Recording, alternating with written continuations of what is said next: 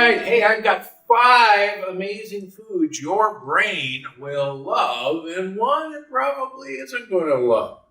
Now, it's true that there's an amazing connection between the food you eat and your brain health. So today I'm going to share 5 amazing foods your brain will love, and one it probably isn't going to love. Many of them you probably already have in your kitchen. All right, first up, blackberries. Believe it or not, blackberries have far more polyphenol content than blueberries. And yes, it's true that blueberries have really nice polyphenols, and studies in America have shown that eating blueberries increases the amount of polyphenol substances in your blood. But for bang for your buck, blackberries have far more polyphenols than blueberries, and they have a much lower sugar content. And as almost all of us now know, sugar is one of the biggest enemies for your brain health. Now, how do polyphenols support brain health? Well, there's actually multiple mechanisms, but one of the things that I stress in unlocking the keto code is that polyphenols actually make the mitochondria in your brain healthier and more stimulated and uncoupled. And today we're not going to talk about uncoupling mitochondria, but quite frankly, the more you uncouple the mitochondria and the neurons in your brain, the healthier your neurons will work and the better your brain will be. Now, wait a minute, Dr. Gundry. I thought we weren't supposed to eat fruit. Well, you're not supposed to eat fruit that isn't in season. But when you eat fruit, you want to look for the highest polyphenol content of fruit, and that's blackberries. But please, just like everything else, eat these in season and eat organic blackberries. All right, basil seeds. Now, most people think that chia seeds are great for brain health. That's because chia seeds contain a short-chain omega-3 fat. Now, don't get me wrong. I'm a big fan of short-chain omega-3 fats, and I write a lot about them in Unlocking the Keto Code. But here's the deal. Your brain does not contain short-chain omega-3 fats. Your brain contains long-chain omega-3 fats, primarily DHA, EPA, and DPA. These are all long-chain fats. We lack the enzymes to connect short-chain omega-3 fats and make them long-chain omega-3 fats. We're basically not a fish. So, the idea to eat chia seeds to improve your brain health is quite frankly a misconception. In fact, as I've written about in my books, research shows that eating chia seeds actually increases a marker of inflammation called C-reactive protein. And the last thing you want for brain health is inflammation. In fact, as I write about in Unlocking the Keto Code, neuroinflammation is one of the biggest factors in cognitive decline. So my advice, ditch the chia seeds. Use basil seeds instead, because basil seeds will give you the fiber that you're looking for, but it'll also give you a great kick of polyphenols, which will help your brain, unlike chia seeds. Number 3, coffee and espresso. So coffee is a great source of polyphenol. Studies have shown that people who drink up to 5 cups of black coffee a day have dramatically reduced Parkinson's and dementia than people who don't drink that much coffee. Polyphenols in coffee are great for improving brain health through the mechanisms that I talked about previously. And here's the rub.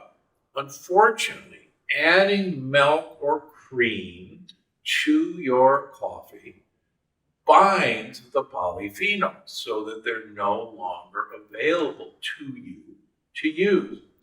That's why, interestingly enough, tea also has a number of great polyphenols for your brain. The British use tea, but they put milk in their tea. The Japanese and Chinese drink tea, but they don't put milk in their tea. It's only the Chinese and Japanese who get the benefit of drinking tea. The British lose that benefit because they put milk in their tea. So the next time you're looking for that coffee creamer or the milk and cream to put in your coffee, because you heard Dr. Gundry tell you how great coffee is for you, you just negated that coffee ability to help you because you added that milk product. Sorry about that. Number 4, dark chocolate. Now, believe it or not, I eat dark chocolate every day, usually 85% to 90% cacao. Why? First of all, chocolate is loaded with polyphenols. Interestingly enough, studies done by the Mars Corporation, yes, the Mars Candy Bar Corporation, show that cacao-based polyphenols dramatically improve brain function. In fact, there are several supplements available that contain cacao polyphenols that have actually been shown to improve memory. I take one myself. So chocolate is great for your brain. But remember, more bitter, more better. The more bitter, means the more polyphenols. So look for chocolates that's got at least 72% cacao. Also, look for chocolate that doesn't have any milk added to it. Same reason here. Adding milk to chocolate totally binds the polyphenols in chocolate. So that's why, unfortunately, milk chocolate is useless for you.